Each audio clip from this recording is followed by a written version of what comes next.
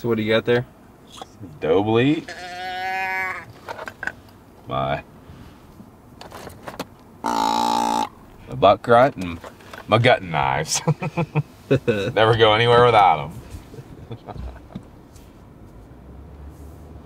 People ask me, you know, turkey season, it's a month long. And I watch guys, oh, they're so excited for turkey season. They hunt the first week, maybe the first weekend, and that's it. I get up every day. I go and do something hunting every day. And we're out of season now, and I'm going to go do hunting stuff. Just can't imagine. I couldn't imagine my life without it. I really couldn't. I don't know what I would do with myself, really. But yeah, I just do it every day. I mean, I think it's a story about, you know, a deer and a hunter, you know, but it's way more than that. It's not so much a hunting story as it is a story about human nature and the things that we're capable of doing when we put our mind to it. There's a difference between people, and some people feel that they control their own destiny, and other people feel like, man, they have no choices. Everything's controlled by external forces. I'm the opposite. Like, I feel in my heart that if I want something bad enough, I can go do it. I can make it happen. And when I decide I'm all in on something, I am all in.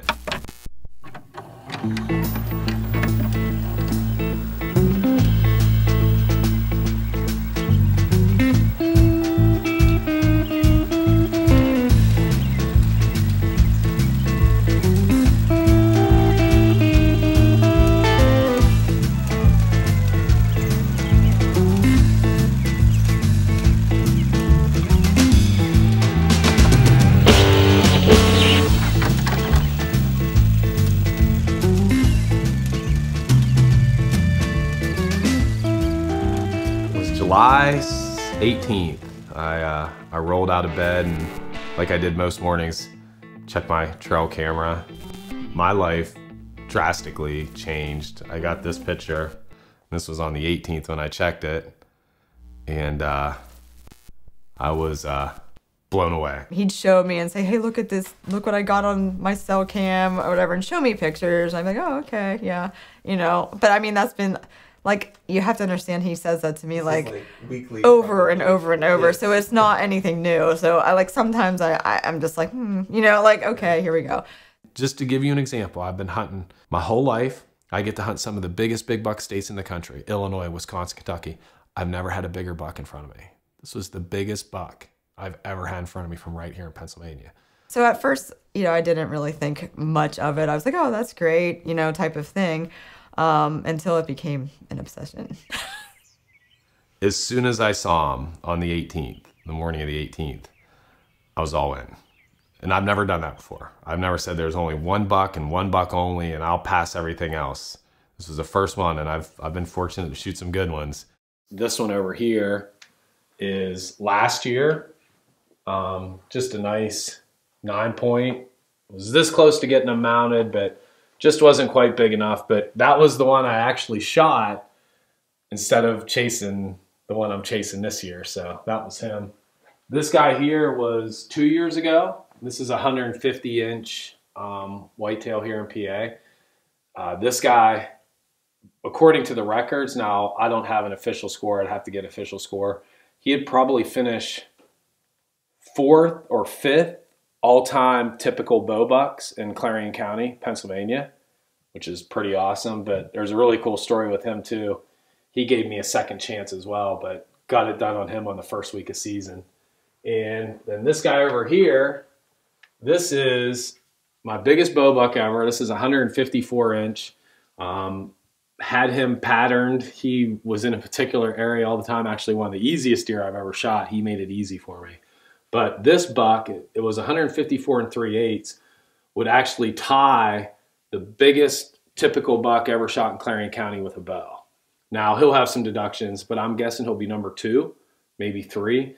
So in the last 4 or 5 years, I've been able to shoot 3 record book bucks here in Clarion County, Pennsylvania. So Pretty cool. This story, you know, to really tell it, I gotta start from the beginning. And when I say the beginning, I don't mean just the beginning 2 years ago when I saw this buck. I'm talking the beginning when I decided to leave my job to hunt for a living. I just remember being 9 months pregnant.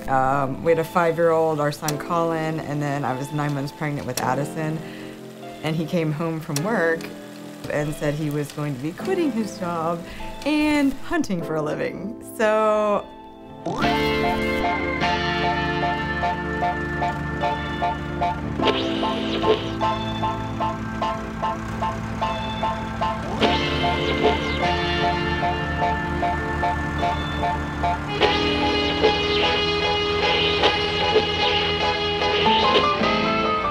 I'd like to sit here and say, man, my wife she believed in me from the beginning. She was behind me 100% because she was not.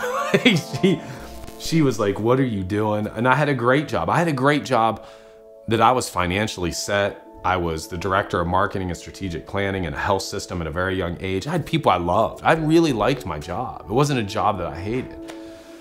But I knew I didn't love it, right? I didn't love it. And I knew that I was doing so well that I was never gonna get out. And I just knew if I'm gonna do this, it's gotta happen now. I went home and said, this is what we're doing. You know, we're selling our house. I'm quitting my job. We're moving away from your family, 4.5 hours away. You're gonna get a job and support us while I'm trying to do this. We're gonna bank out every penny we have out of retirement. I don't even know. I just know I didn't know what to think, and I was obviously not comfortable with the idea, but I know when Jason says he's going to do something that he's going to do it. I remember a story when she called me. I was in Florida on a pig hunt, and she's like, there's a repossession man here to take your $1,000 gray Dodge Dakota pickup. I'm like, what do you mean? And I knew I was behind on my payments, you know, like I was probably like 6 months behind. The truck wasn't worth $1,000. And fortunately, my in-laws were there and they were able to make a payment or two, but really embarrassing. And she's just like, what are we doing? And after that, I was just like, oh, like that was just like that definitely put me over the edge for sure. Like, what is going on here?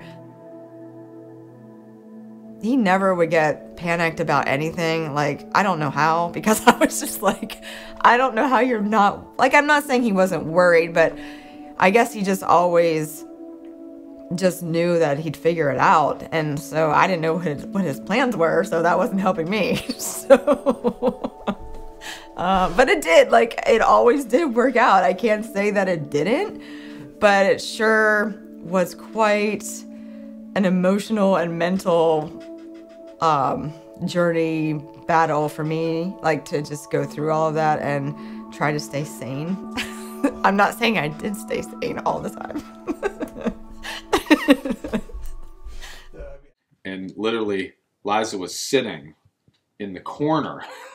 I kid you not. It's still ingrained in my brain because I'm like, I don't know if she's going to make it. Like, she's sitting in the corner, Indian style, of the closet, rocking back and forth. Like, not able to say anything. And I'm like, you got to get up. You got to start helping. She's just crying. Like, she's just like, you know, I don't even remember what you were saying. I just remember the visual. It's funny I can laugh about it now. It wasn't very funny then because I'm like, all right, honey, you got to get up. You got to get up and help. And she was struggling, but I'll never forget that visual looking when you were sitting there. I'm like, she's either going to Philhaven, which was the nut house, or I'm going to get her in the truck. And I got to get her in the truck because I want to take her home with me. And it did get off to a rough start, but it ended up all right, right? Yeah, that was really bad. That was scary. Yeah. So you didn't really tell me half of it then. Well, I told you there were moments of insanity. I just didn't give you any of the details.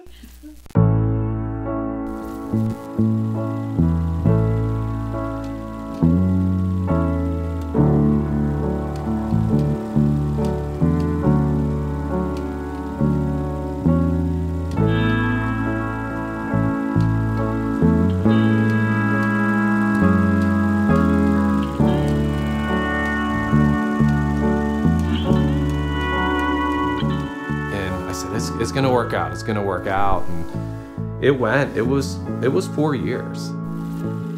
I think this is what makes it even more special, because I think it's much easier as a wife or a loved one to get behind something if you really believe in it, right?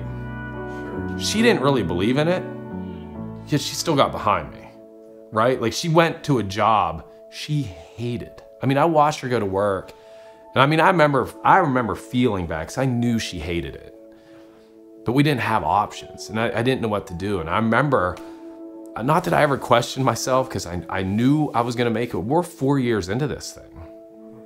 And my son lived in 6 different houses by the time he was 12 years old.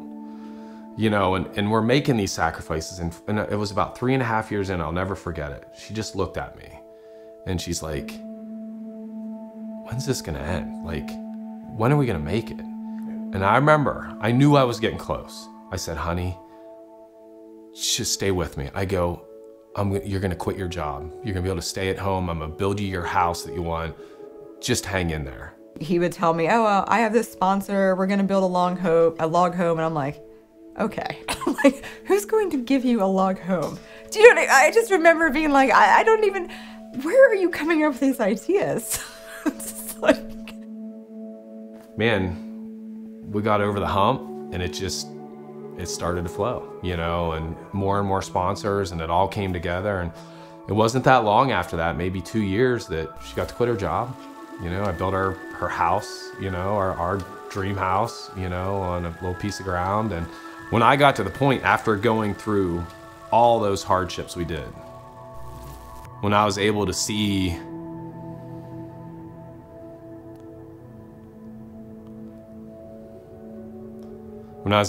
my family wake up in our dream home, for me personally, it was just like a huge sigh of relief that I could be somebody that my kids were gonna be proud of, that my wife was proud of. That I wasn't a guy that's like, can't pay the bills, and, you know, just this guy who's out chasing these stupid dreams and can't make anything work. People see the success you have, what's sticking above the water, but that part that's below the water is what people didn't see. They didn't see the repo man coming together. They didn't see us sitting at the table talking about whether we needed to declare bankruptcy. They didn't see my wife crying. I remember seeing this, and it blew me away, like when she was able to finally quit her job. And I saw, you know, how social media can be great, but it can be horrible too. And it wasn't even on a post of mine. I saw somebody said it somewhere else, and they said, oh, must be nice that, you know, he's bragging about his wife being able to quit her $70,000 a year job. And, you know, and it just kind of made me scratch my head. And it was because they had no idea what she went through or what we went through, right? Like, that was my reward to her for all the things that she went through and did, from packing up our bags and leaving her family and moving to a place where she didn't have a friend in the world, and the middle of nowhere, away from the city, like a completely kind of different life than what she was used to. And not only did she move with me away from her family and make all those sacrifices, then she supported us for 4 years. You know, I promised her all these things that we were going to have and be able to do, and how it was just going to be great and everything was going to work out. Well, it wasn't working out. And I remember just one of the most rewarding days of my life was like, honey, if you want to quit your job, you know, now's the time. You know, and it didn't take long. I think like 2 days later, she handed in her 2-week notice, and she worked part-time for a little bit and stuff, but, you know, she hasn't had to work now for 5 or 6 years. And that wasn't, again, that was my way of saying thanks, you know, and thanks for hanging in there and believing in me and supporting me.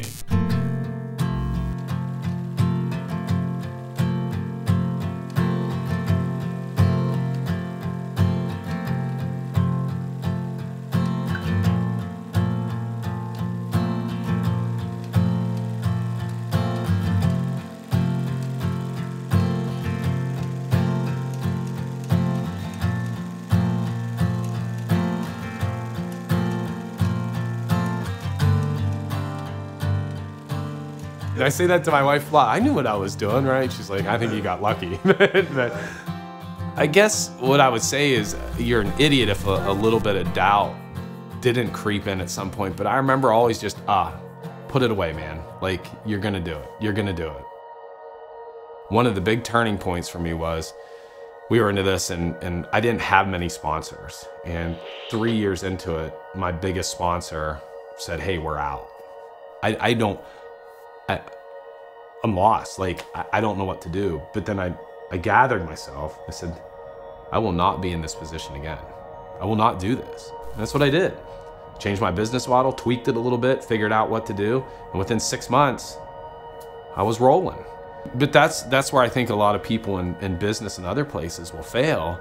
So hit that rock bottom. I could have easily went back and got a 6-figure job working in healthcare, being a marketing guy, doing whatever. At any point in time, I could have easily done that, but I didn't.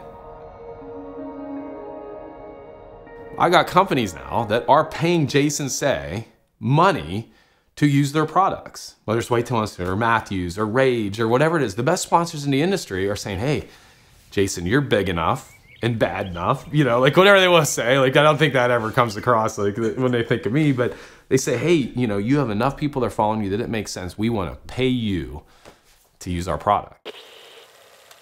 I get asked to go do seminars and guest speak places, and people will ask, like, what makes you different? How are you a better hunter? Or why are you a better businessman than somebody? Or, you know, back to my athletic days, like, why were you better? And I tell them, like, listen, if anybody watched me play basketball, I wasn't a better athlete than people. But I would outwork you, and I would not quit.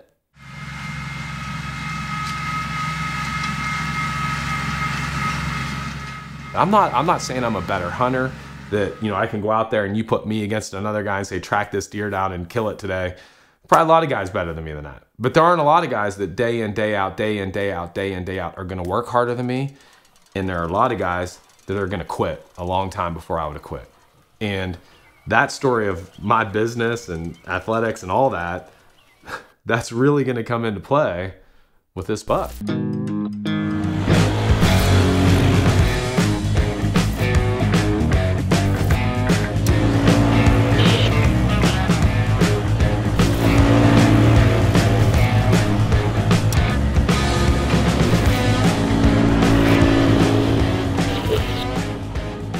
What made me want to go all in on this buck was pretty easy. You can look at the trail cam picture. There's anybody that looks at this buck and isn't like, oh my goodness. You know, the biggest typical buck, and this is a typical buck, ever shot in my county, Clarion County, was a 170-inch buck. This buck is of that caliber. I guess we'll just start with the buck. The buck. Yes, it was the buck. It was the buck. Yeah, yeah. What was the point during the second year then when you guys realized, oh, he's not just a good buck, he is the buck? He was getting them all through velvet, and as he was growing and growing, and then once he got, I don't even know when it was, when he got a great velvet picture of him, and you knew. I was blown away. I mean, he was big the year before. He was even bigger this year. I was just like, yeah, I'm in. I'm in, buddy. It's me and you.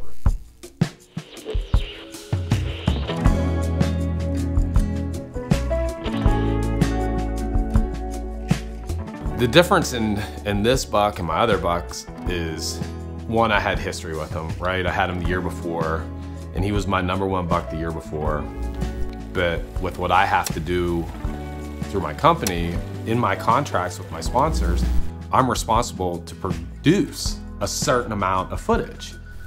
So I've never before ever said, hey, I'm only gonna hunt 1 buck. Because when you say you're gonna hunt 1 buck, I don't know what the percentage chance would be, but I'll bet you have a 75% chance of eating a tag. So I knew early on, in order for me to do this, I was gonna have to talk to my sponsors. When I called them and I said, hey, I gotta ask you a favor this year. I got this buck. He's been here 2 years. I want to be all in on him. It's the only buck I'm going to hunt. I'm not going to leave the state of Pennsylvania until either I kill him or somebody else does. But I need your permission to do that. And every single one of them said, man, we're all in. And how awesome is that? Like, you know, like you don't see that a lot in business. That being said, I still felt like, man, if I don't get this thing and produce nothing, not a zero, holy cow.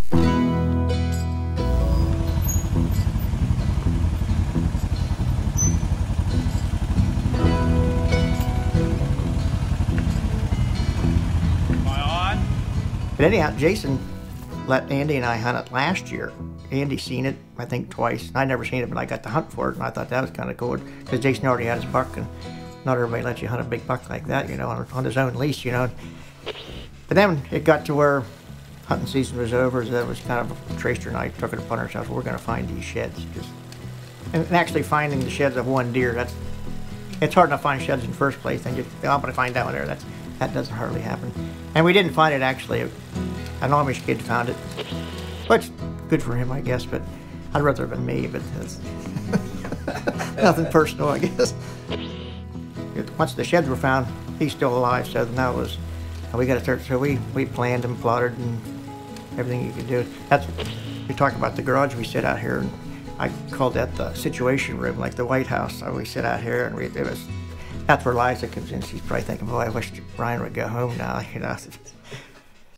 This buck is such a big buck that I didn't share it with hardly anybody. It was really hard on what I do for a living. People want to see the bucks you're chasing. They want to see those things.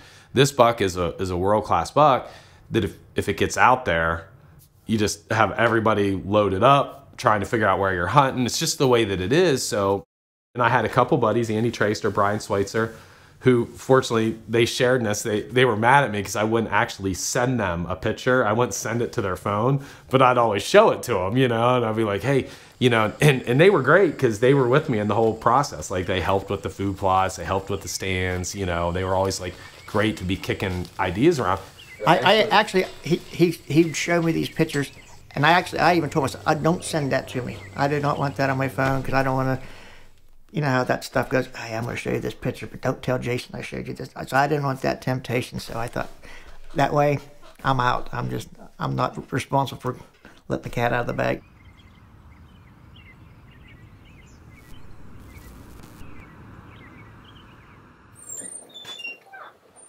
Let's get to work. Good to see you, Jason. How's it going? Good. Good. What can we do for you today? You can do a lot. I need a lot of help.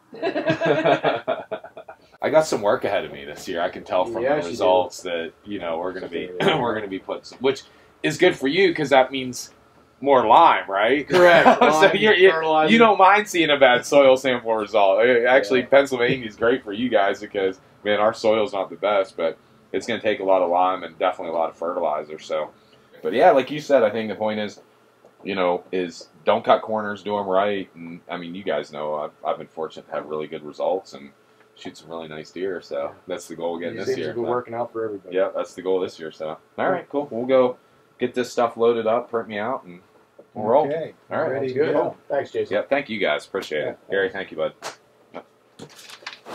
Yeah, usually on a normal day when we do the big day of planting, it's usually three, 4 trucks and sometimes 2 trips. I mean, it's thousands and thousands and thousands of pounds of lime and fertilizer.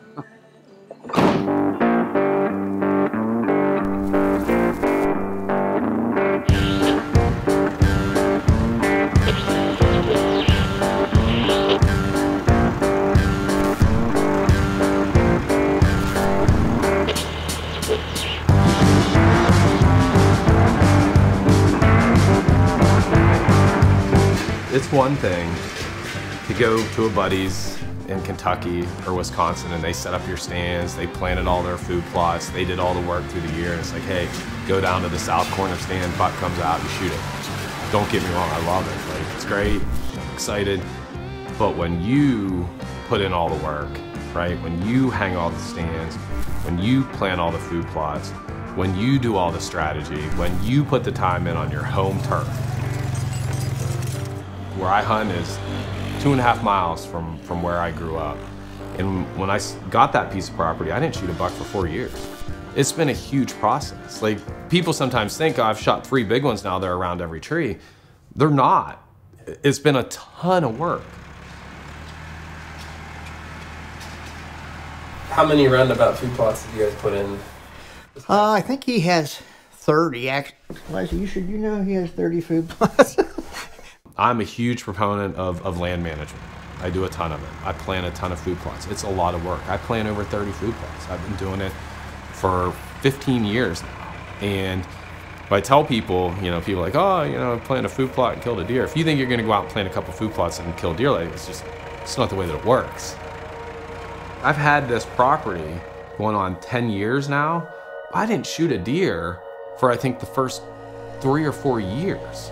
But it was all the hard work that continually went in that made it better and better and better, that where now I am consistently finding a good buck somewhere, right? Like I'm planting all these, I'm doing it now, I'm holding them, I'm giving them all kinds of food, I'm working on the habitat, I've made it better, I've taken it to a whole other level. When this buck showed up, at that point in time, every plan, every thought in my head was about that buck. Like, how am I gonna shoot this buck? And what can we plant? What varieties can we plant? One thing we knew is like, hey, here's his core area. Here's the core area where he likes to be. I'm gonna plant all different kinds of things that hopefully it holds him there all year long. We put in tree stands, every wind direction that we could possibly think of. It was a nonstop process. Should angle down or up? What do you think? But there was a lot of, well, we need a tree stand here for this wind. And I kept thinking, well, maybe we want to have the favorite early food plot here where the wind's going to be better. And I was even telling myself, well, you need to, if you get a picture over here, how many days it take them to get to here? We even made a scrape right there. We got into doing that more often. You cut a stick and you hang it down and you make a scrape, and you actually take a pee in the scrape to get it started. The whole idea is all the deer come and they pee in it and scrape it, and then they all come to it, they all come. And I made the scrape while he was finishing up the tree stand. I hung the branch and I scraped the dirt and I peed it, and then that buck was the first thing to come to it that night. So Jason says, you gotta go pee in all my scrapes. I said, well, I'll try. I said, you got a lot of food plots, right? That's a lot, so we laughed about that too, so.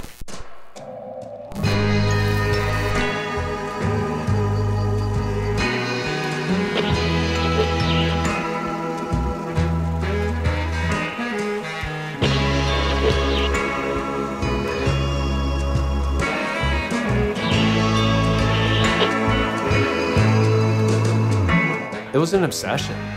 It really was. It became all that I could think about. Was okay, how am I gonna kill this buck? And every day when he's teasing you and you're getting trail cam pictures, you're like, I think he got bigger. He's bigger. And he kept growing and he kept growing, and you're like, good grief, and so it's really all that I could think about. To the point where I would be at 4 a.m. I'd be woken up every morning by the glare of a cell phone light in the room.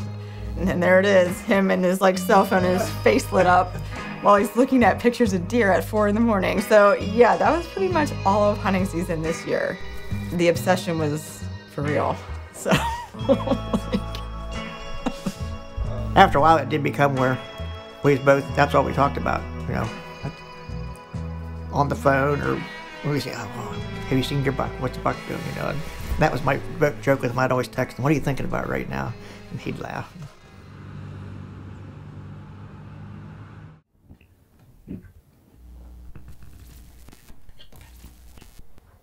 All right, Mike. That time of year, I need some arrows. I need the inserts and all that good stuff. And yeah, this is a new V3, right? Yep, a new V3X. Yeah. It's a longer axle to axle. Mm-hmm. I'm chasing a big one, right? Yeah, that's what I've heard. No, you'll guarantee that this will do the job. It should. Yeah.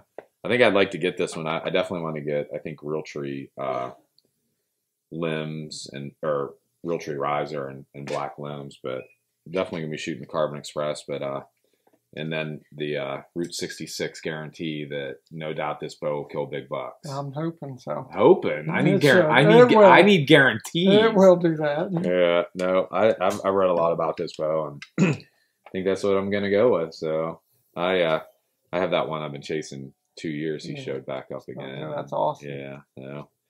I think he made it through the year, and hopefully he's around, and that's my guy. So now I just got to have the setup right, Yep. because that has nothing to do with the user. It's all about the equipment. That you have, Yeah, right? exactly. All right, cool. So you can get me that ordered, and Yep, I get can do these. that. That'd be great. All right, man.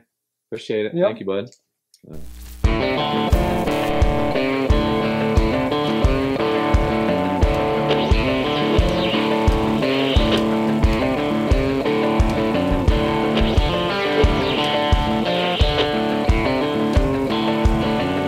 So, first day archery comes. It's time, all the work, everything that's went into it. And I have been really successful in the past several years of getting on big mature deer in the first week of season. Personally, I believe there's no better time to kill a big mature whitetail than in that first week. They're still patterned, they're doing the same thing. And while this buck wasn't real patterned, season's here. And I mean, it's everything you've laid awake, you're thinking about. In that first week of season, we get just a really warm front. South wind, just warm, not like your ideal. I haven't had him on camera in days. All right. It is actually the first Monday of the Pennsylvania archery season here. And as you know, I am chasing a giant. People are asking me, like, some people know I'm after a monster, but we just haven't had great wind. There's a spot I really want to get into. We're having like a northeast wind, which is not common for this area. And I don't have a ton of stands or blinds set up for that wind direction, but I do have one here, and I have pictures of the big buck I'm chasing several times in this food plot, a Whitetail Institute food plot. Hopefully tonight he screws up and decides to come to this one, but regardless, we're going to have a good night. So stay with me. The chances of this buck coming in here tonight, they're slim, but I feel like I need to get out there. I got to be out there. I'll see what I see. If I'll go in, I'll self-film. It's in a blind. I'll put it on a tripod and do the best that I can do. I get in the stand. It's a beautiful night. I mean, it's warm, but it's like just a nice night to sit. And there's deer all over. I mean, I think I saw 12 or 13 deer. I'm like, oh, what a nice night, you know, just a super pleasant. And we're about the last 10, 15 minutes before dark. And I look to my right and I see a big 9. And it's the 9 that he runs with. And I remember saying at the beginning of the year, I said, man, if that 9 point comes in front of me, I'm gonna have a real hard time not shooting him. I'm like, good grief, my first day out, and this joker's gonna come in front of me, and I'm gonna have to make a decision. Well, I look behind him, and you can just see it coming through the goldenrods. And it's just rack. And it's like, the first night, this is gonna happen. Like, it's slam dunk. He's gonna come in here, he's gonna feed across here. This is a done deal. And sure enough, he comes down, and I'm bumping the camera with my arm and getting him in it. And I draw wide, stopped him, and of course the 9 point's like, you know, looking at me, and the big guy never even looked up. Like, he's just feeding away, and there's a doe coming up to him. I'm like, I got to get this done before something goes south. And I draw, and I let it rip. Okay. I got out of there, came back to the truck, and needless to say, I am really shook up. Man, it's by far my biggest buck ever, and a Pennsylvania just absolute monster. So I'm gonna get out of here. I'm gonna go get my buddy Dean, and we're gonna go back and we're gonna watch the footage. Have some buddies come over and see what they think, and hopefully make the decision to go get him tonight. But I do not want to screw up on this guy, so we're gonna just go back, get my buddy, go check the footage, and you'll hear from me soon. It all happened so fast, right? Like, I'm losing it. I mean, I come unglued in the blind. He calls me. I shot him. I got him. I'm like, holy crap, the first day I was out. Like, he hasn't even been here. What are the chances? I said, I'll be right over. So I wasn't actually that far from when I get to where he was at, and he's just pacing back and forth. And so we are here, and I have my two good buddies who've been along with me. I haven't told a lot of people about this buck, but I got Brian Schweitzer. He's known about him, right? yes, I have. Unfortunately, it's always heard me talk about for what, 2.5 months? Yeah. And Andy Traster. This is one of those bucks I just didn't share with a lot of people. It's so big, and they helped me all year in getting ready and setting stands, and they've kind of been a part of this whole process. But we're sitting here now and just watching the footage, and I'll let you get a look. We come back, we watch the footage, all that good stuff, and it's all there. It's some of the most beautiful footage you can imagine. It's like National Geographic stuff. And I get back to the studio, and I'm not sure if it's what I did, if I accidentally deleted it, if it got corrupted somehow, but the file's not, I can't find the file. It's gone. All I could figure was I deleted the footage of that buck coming in. The only thing I have from it is, fortunately I have this because I took my GoPro when we were watching the footage in my kitchen. I took the GoPro and I showed the shot. So I have footage of the GoPro on my laptop showing this shot on this buck, but that's all I ended up having. It's definitely shoulder, and I'll show you.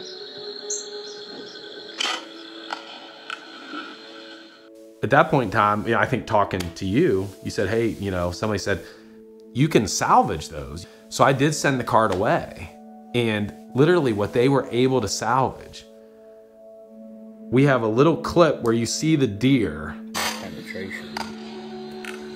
is an outdoor, you know, producing outdoor footage like this. To like I said, it was beautiful. It was this giant buck. I mean, everybody was like, oh, This is like the apex. it of buck is, footage, it right? is, and I lost it, and I was absolutely heartbroken. We waited about, I don't know, 2 hours since we hit this buck, watched the footage. The plans were gonna come out here, see if we can't find the arrow, see what we got, and just go from there. But hopefully he's not too far up here. If we don't, you know, with a higher shoulder, there may not be a lot of blood. And I was shooting out of a blind, so I was level with him, not that downward angle.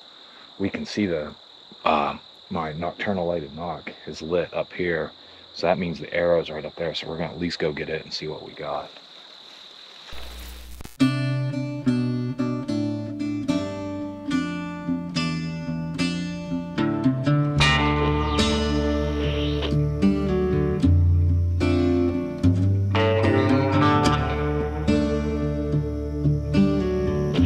All right, it was a sleepless night.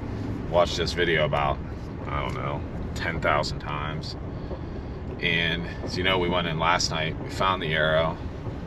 I know my arrows are a little deceiving, and I thought penetration was pretty good, and actually we measured it. It's about 9.5, 10 inches of penetration that I got.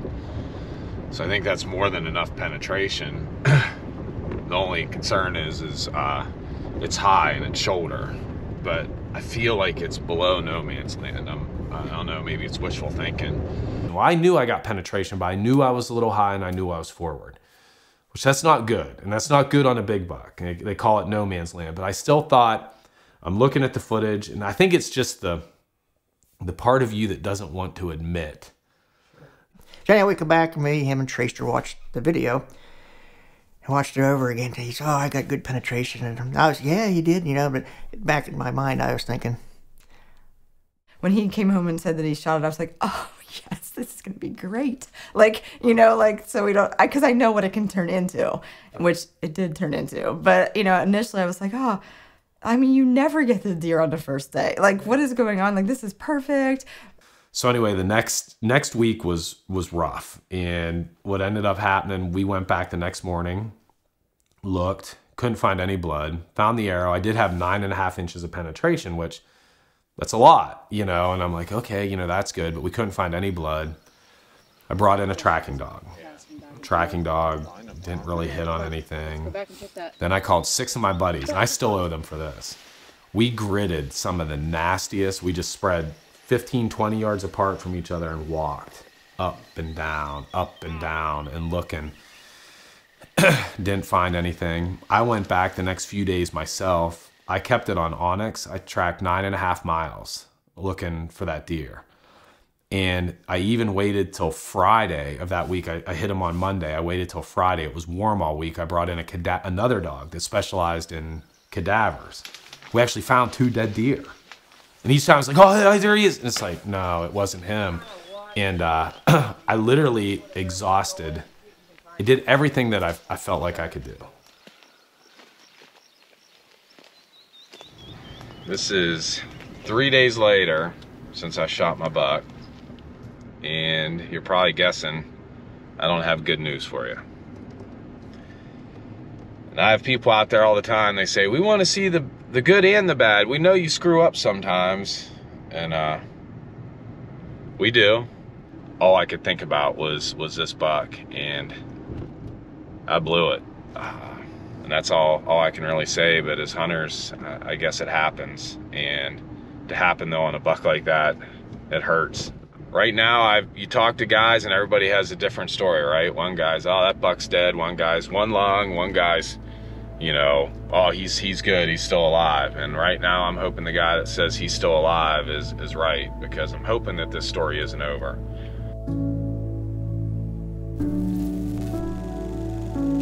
And I was down. I was really bummed, and as I should have been. You know, any hunter should. You know, when that happens, if you don't feel bad, there's something wrong.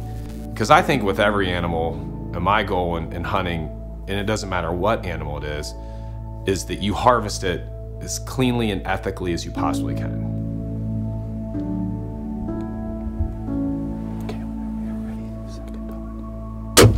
Yes, nice shot, Addison. Hard shot. You got him, yes. He's looking and pumping. Watch, he's gonna go down right there. He's gonna go down right there. Yeah! Oh, honey, I'm so proud of you. Oh, that's awesome. That was a horrible feeling. I did not do the smartest animal in the woods justice by blowing it and making a bad shot. I just really blew it. And after a while, I finally got the courage. I said, no, you didn't kill that deer. I said, in my opinion, that deer is not hurt. He's hurt, but he's not dead. I said, he'll go up and lay around, lick his wounds for a while. And I said, don't get excited. Give him a couple weeks. He'll be right back. Best case scenario, you're just hoping he shows back up. And it is so true in life. You're gonna get punched, right? And you're gonna get knocked down. And I've been knocked down lots. And it's not about how many times you get knocked down. It's about how many times you get back up, right? And that's all I could do, right? It's like, I could just like, oh, I'm not gonna do it anymore, I'm done. I was like, no, I'm just gonna get back after it. And I spent the next week just kind of hunting the outskirts in hopes that he showed back up. It was about a week and a half later, boom, there he was. I think he just got home, and he started looking at his trail camera pictures, and he calls me. He's back. And he was fighting, he was pushing you know, you could see the wound, it was high and it was forward, but he was back and he was ready to go. And he was back in the area, and I'm like, it's back on. To me, he didn't look like, didn't even slow him down. He was still the biggest buck in the plot. And I guess it's like Saturday night, you go out and you hard on yourself. It usually takes you till Monday, and you're right back in the game again, you know. It's just, you know, it's just the way it was. I thought it was pretty cool. Yeah.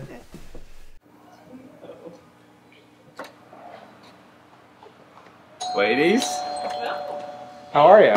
Good, how are you? Good. Came to see Mike. Oh boy. I'm sure He's gonna fix my bow up so I don't wound any more deer. So. He's down here. Yeah, he should be Okay. down there. All right. Thank you. Yeah. Have fun. All right, Mike. What happened? Well, I'm here to get my bow, but you promised me, right? You promised me that bow would kill that buck when I got it here, right? It did not. I know. But he's back. Well, that's back, good. So. Yeah. So yes, I know you're. I just wanted the D loop and stuff, but I kind of blew it. You know, I made a bad shot. Everyone does though whenever they're bow hunting. Yeah, hit him high shoulder, and the night I did it, I think it was just wishful thinking, right? Yeah. I mean, you remember me calling you. I'm like, I think I got him. I found the arrow. I got 9.5 inches of penetration. I remember that. Big buck like that, man. But the good news is he's back on camera, and so I'm gonna be out.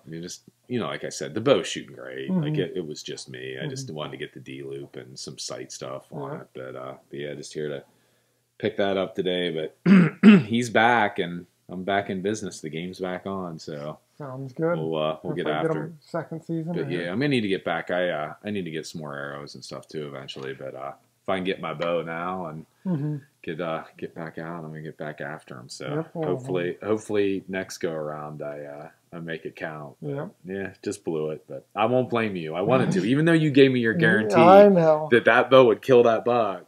It is what it is. But yeah, Yeah. we'll grab the bow and get settled up, and probably can get out hunting today even. So Sounds good. It should Yeah. be good now. all right, man, I appreciate it.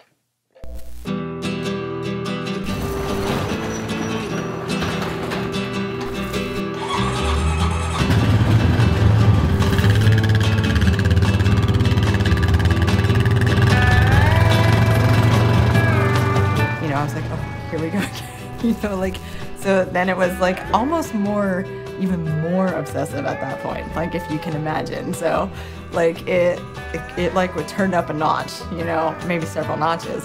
I made a comment to my one buddy. I says, this is like a Jim Valvano story. I just kept telling Jason, just, you can't give up. You just got to keep going. Don't ever give up, you know. And A lot of guys would have said, okay, I give up, you win, it's over.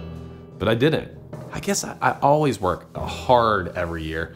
I've never hunted as hard as I did this year. It was a grind, and I hunted every single day, morning and night, sometimes all days. I think it was almost 70 different sits, because I'd sit one place in the morning, somewhere different in the evening. 70 different hunts in archery season trying to kill that deer. I felt actually kind of bad for him. At the same time, I just wanted him to get the deer.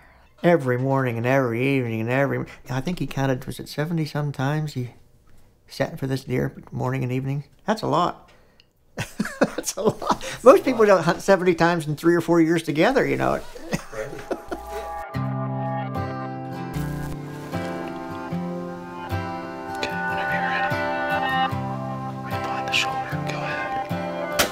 Nice shot, Colin. Good shot. Okay, watch her.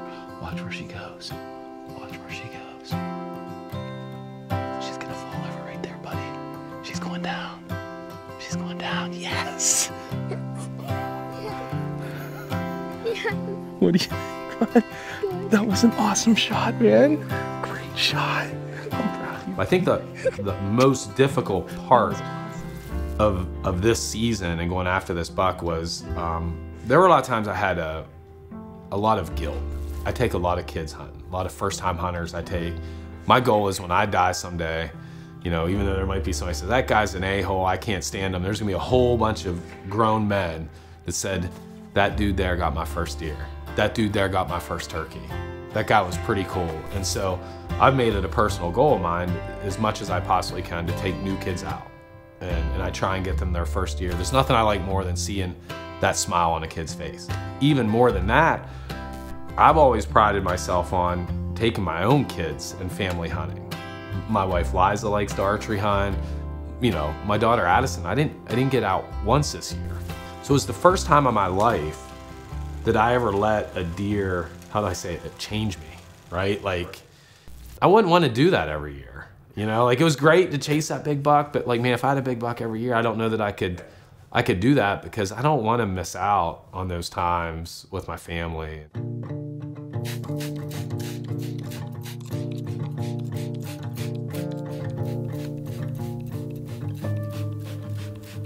It's the last day of archery season, and it is cold. I was talking to my friend Andy Traster, and he said that buck was at this particular location last year at this time. I'm like, you know what? And I'd seen patterns with this deer. You know, you couldn't figure out his pattern from day to day or week to week, but when you looked at his pattern from the year before to this year, it was really close to the same. So I'm like, well, that's where I'll go, you know? And it's the last day of archery, and at this point you're like, dear Jesus, send me a miracle. So I get in the stand, and it isn't long, and it's still that, you know, where it's just breaking daylight, and I can hear a deer grunting up in the thick stuff on top of the hill. And this might seem kind of weird. This might be when you know you're chasing deer too long. I go, that sounds like his grunt. Maybe it was wishful thinking. You know, maybe it was just me being like, you know, trying to talk myself into, oh yeah, that's his grunt, you know? And boom, there he is. I'm like, oh, it's on. And he comes to the edge of the plot, and it's just like, I'm looking at him, and he's big and he's smart, and he's just looking. just looking and looking. And then I knew he doesn't see anything. He's not coming. And he looked, and eventually he just turned and he walked the other way. And it's like, oh. And I was heartbroken. And at that point in time, I didn't take any water or any food. I'm like, I'm not leaving. I'm sitting here all day because he's here. You know, he's right here. Like, I'm not, it's the last day. All I need is that doe that he's with to come down through here. And man, I might get a shot, you know? So I'm just going to sit tight. He said, I'm staying all day. Didn't have no food, no water. I'm at work and I'm thinking, yes, this is what it's going to take to get this deer. This is, you got to man up, and if you want to get this deer, this is what it's going to take. And I sat there and it snowed and it blew in my face. It was one of those days of 20-mile-an-hour winds just right in your face. And I'd just like to say, the weather is taking a turn for the worse. And they always say when you're hunting, keep the wind in your face, right? Well, definitely got that going for me.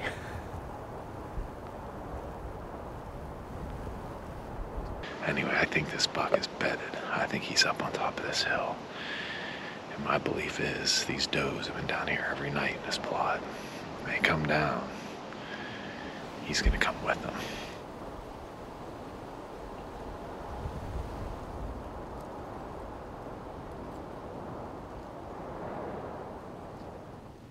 you are literally matching wits with the smartest animal in the woods.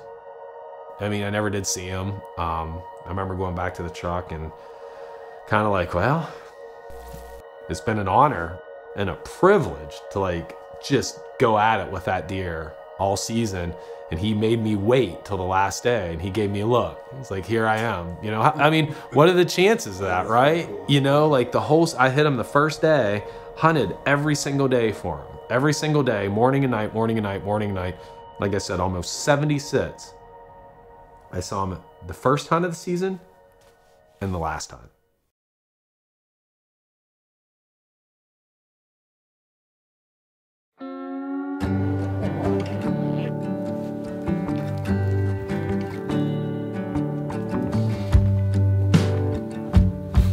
Most people who know me as a hunter, they know my passion is the bow. Like, there's nothing I like more than archery hunting, getting up close and personal. And I grew up like most kids in Pennsylvania. We went out rifle hunting. That's what we cut our teeth on. You know, you couldn't wait till you're 12 years old and went out with your dads and your uncles and went hunting. You got off the first day of school. And I haven't taken a rifle out after a buck. It's been, man, well over 10 years, I think. He's on social media a lot, and people ask him, would you shoot it with a gun? And I thought, well, that's a silly question. Why wouldn't you shoot it with a gun? It's a beautiful deer. It don't matter if you shot him with a slingshot, you know, it's just what you do. Yeah, 100%. I will shoot that buck with a rifle. I'm gonna do whatever I can to get that deer. So out comes the rifle. I'm in the Orange Army. So the bad news is, I did not finish my quest of shooting that buck I've been chasing for 2 years in archery season. But the good news is, got a week off. I've decided I am going to join the Orange Army this year, and I am taking my rifle out, and I'm gonna continue hunting him until he's either I get him or somebody else does.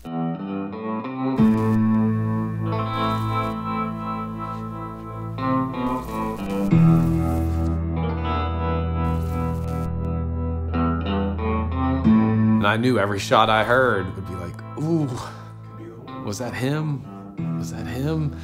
It was on, because I knew that was my chance, where he was big, he was smart, he was really nocturnal. If he was gonna screw up, he was gonna screw up because of the ladies, right? Like, the ladies were gonna get him in trouble.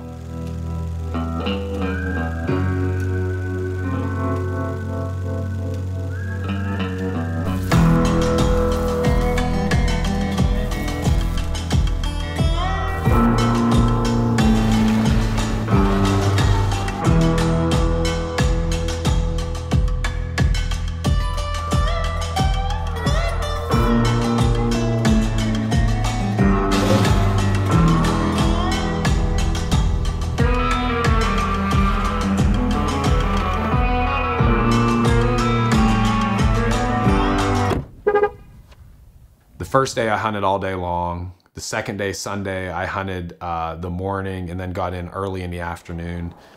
Did not see him. And the wind kind of shifted.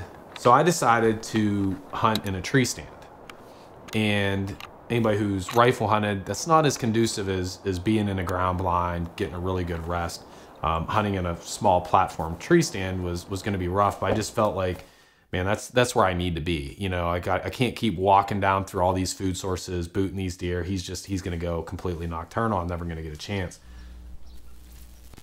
So I went into this stand, got in, and it was pretty uneventful. You know, like we've been seeing a lot of deer, and I think I saw maybe 2 deer. I'm self-filming tonight, and here's a little bit of my setup.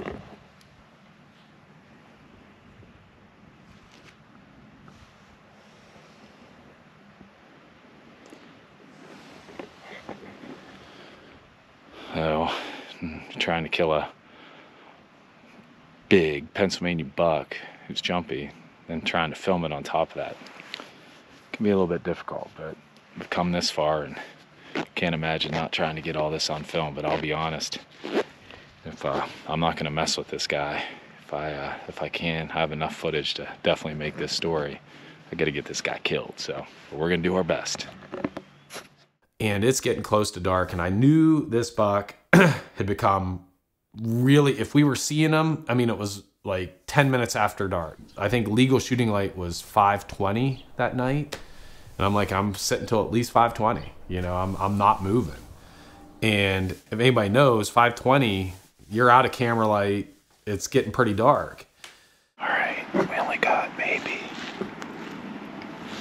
10 minutes left shooting light, and I got a small 5-point out in the middle plot.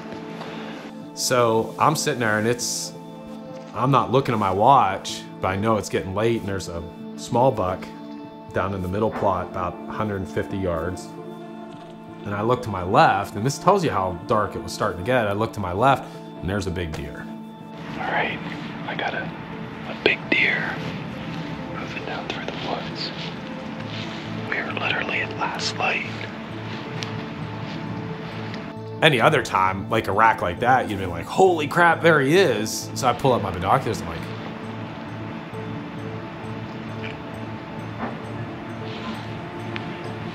It's him. It is him. It is definitely him. it's him. I'm like, good grief, that's him. This was a hard decision for me to make, but I didn't even turn the camera on because I had does right beside me, and it was dark enough that the light I knew would light up. There was woods behind me. If there were any deer behind me, they'd have been out of there. It would have been over. Now the problem is where he's at, there's branches, and I gotta wait. And I'm sitting there, and I'm like, when he gets to that side of the tree, but it's just dark enough, it's like, am I seeing all the branches? But you know, I've hunted this area so much that I'm kind of like having inventory of where things are at. And I said, ideally, I'd like to let him get all the way over here, but that might be 25 minutes from now by the time he's just feeding. So I'm like, as soon as he clears that tree, I'm gonna put the scope on him and let it rip. And it doesn't take long, he feeds over there, and I bring my gun up, and I kid you not, I'm just doing circles. Like, I'm losing it. I literally put my gun back down. Like, you gotta get it together, James. Like, just breathe, get it together. And I had these things called Swagger bipods on them, and I pulled them out and pulled it up and put it on. It felt like I got a really good rest. And I'm looking, he's quartering away. It's about a 150-yard shot. I let it rip. All right. I apologize. And you probably didn't see it. Well, I know you didn't because I stopped recording. That big buck came out right at dark. And I had does in behind me. I'm trying to get out of here now. I'm shaking. But I did get a shot. And it was by a tree. I waited, maybe a half hour, 40 minutes. And then I went down and I couldn't find any blood. It was, needless to say, a nerve-wracking hunt. What I'm gonna do now is just get up here and come back tomorrow morning and see if I can't find blood. It's the most anticlimactic hunt I've ever been on because it was dark. I didn't see if I hit him. I didn't see where he ran. I'm not feeling good like this happened. Like I didn't have a good feeling. He came home again and was like, "Oh, I shot it. I saw it at the last light, you know, and barely, could barely see. And I'm not sure. I might have hit a branch." And I'm just like, "Oh no." So I come home and my friends are here and they're getting ready to go home and they had a great hunt. Dawn and Teresa were here and they both shot good bucks. And I told them, I'm like, I missed them. They're like, "You missed them?" I'm like, "Yeah, I'm pretty sure I missed them." And they're like, "We usually don't miss." I'm like, "Oh, it's something about this buck, you know, I don't know." And they're like, "Do you want to go back and look tonight?" I'm like, "No, just want to wait till tomorrow. It's daylight, it's cold."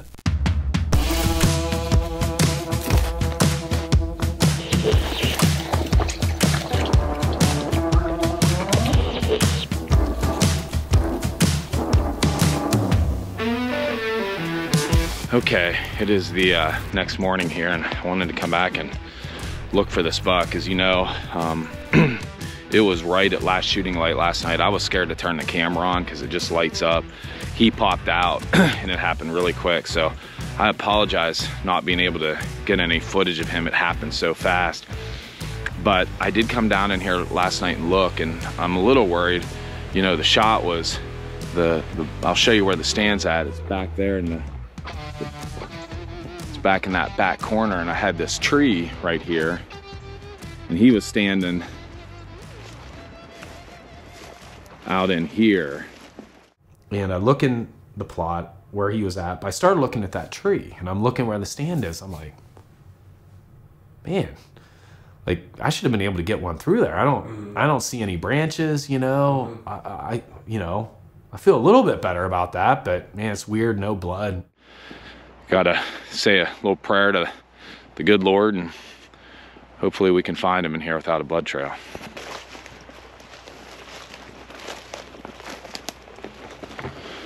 Another thing I'm gonna do is I'm gonna just sneak real quiet in this, as quiet as I can. It's wet today, and I know he beds, and I know he's bedding close. I've had a ton of trail cam pictures of him, and he's kind of limping now, and you can see he's really slowed down. So, you know, I know he beds back in here, not far from these plots. So I'm gonna sneak too. You know, there's always a chance maybe if I didn't hit him, he's not far and he might jump up and take off. But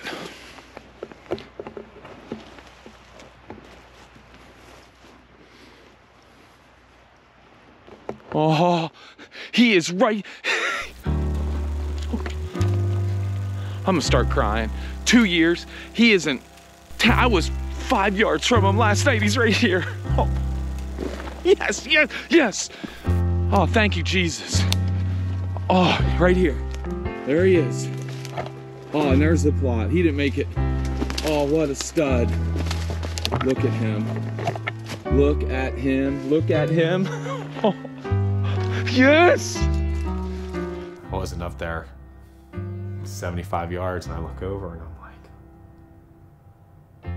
I was 5 yards from him the night before. I don't know how I didn't see him. Garrett, I lose my mind.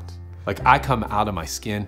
The Amish, who are the neighbors, they had to think what was going on down there. I didn't care. I was screaming. 2 years. I hit him in the first day of archery season. I wanted so bad to shoot him with my bow. I screwed up. And to get another chance at a buck like this, you gotta be freaking kidding me. I'm sorry, man. I'm gonna lose it. Oh. Everything I've done, all the work we've done for this entire year was all about this buck. I targeted this buck and I passed up a lot of good bucks this year trying to shoot this guy. And oh my goodness, there is no ground shrinkage with him. Holy cow, he's a giant. And a lot of times when you hunt a big buck like that, when they're on the ground, they actually look smaller. They call it ground shrinkage. It's like, oh, buck wasn't as big. There was no ground shrinkage. I'm just like, he's in the thick stuff and I'm pulling him out, and you know, and I'm just losing my mind. Oh, look at that. Look at that. Yes, yes, yes. Oh. What a PA giant. Yes. And I said a prayer to the good Lord today when I was coming out here. Dear Lord, give me a miracle. Because I did not have high hopes. I didn't think I hit this buck. I thought I hit that tree.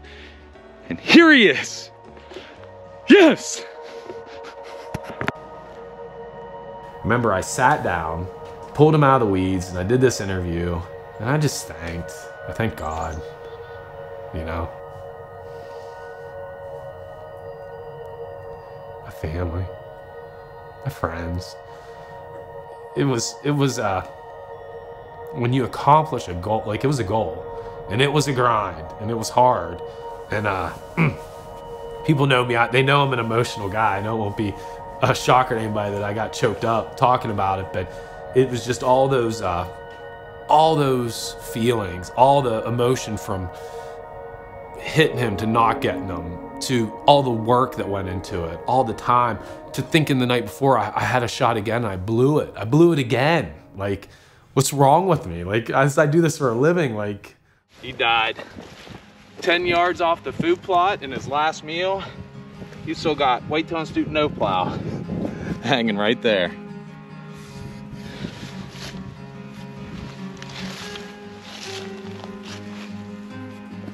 I remember Brian Schweitzer, he didn't answer.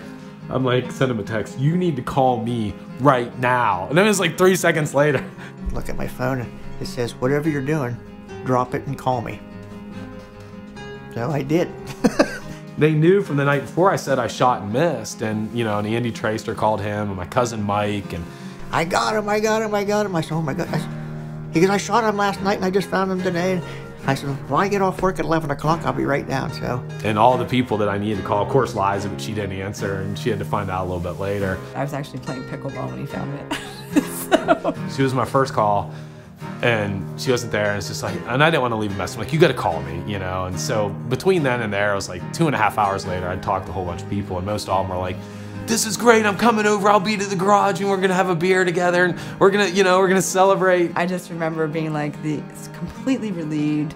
I think I even said like, oh, thank God it's over. And I know she was happy for me, right? She knew how much it meant to me, but in her own way, she was glad that it was over. I buzzed down there and he was still grinning from ear to ear, and wow, it was.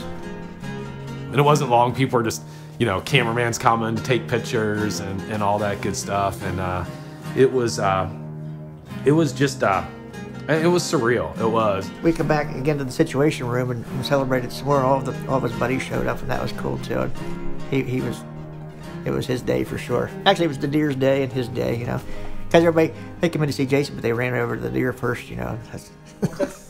Yeah, it wasn't about Jason, it was about the deer, yeah. So but it was a pretty fun day.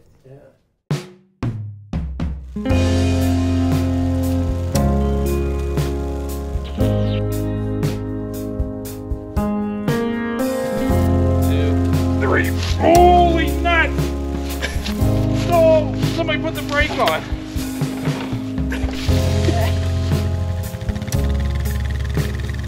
I know I talked about working hard, and I believe that people can control their where they go in life, but I also feel strongly that the good Lord's giving me some breaks along the way.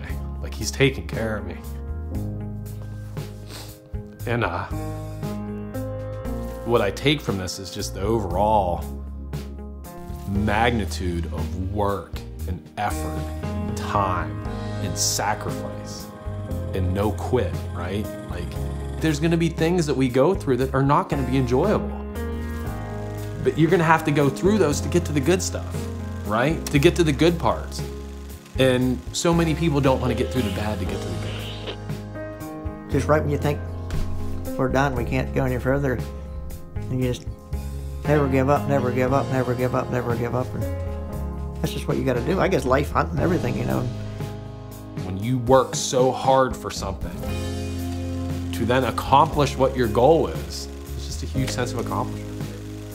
I've seen him do things that I never thought were possible. You know, I've seen, at this point, it's just like, I'm not near as afraid to take risks anymore. I'm not near as afraid to put myself out there, just because I've seen it happen. I've seen what can happen. Because at the end of the day, I don't want to sit there and say I didn't leave it all on the table, right?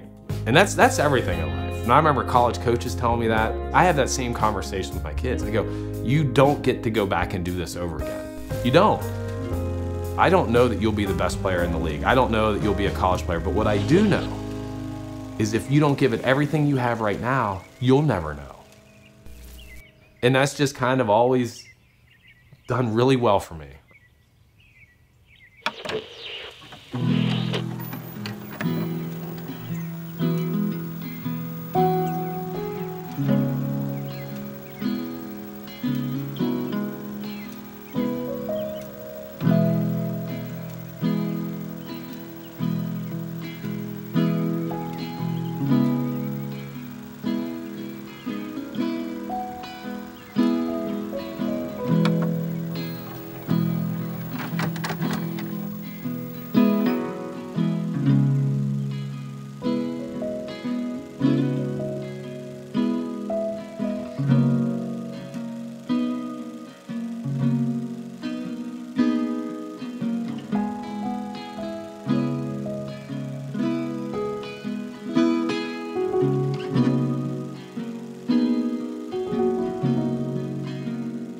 Here by myself this morning, but man, this journey's been with a lot of people.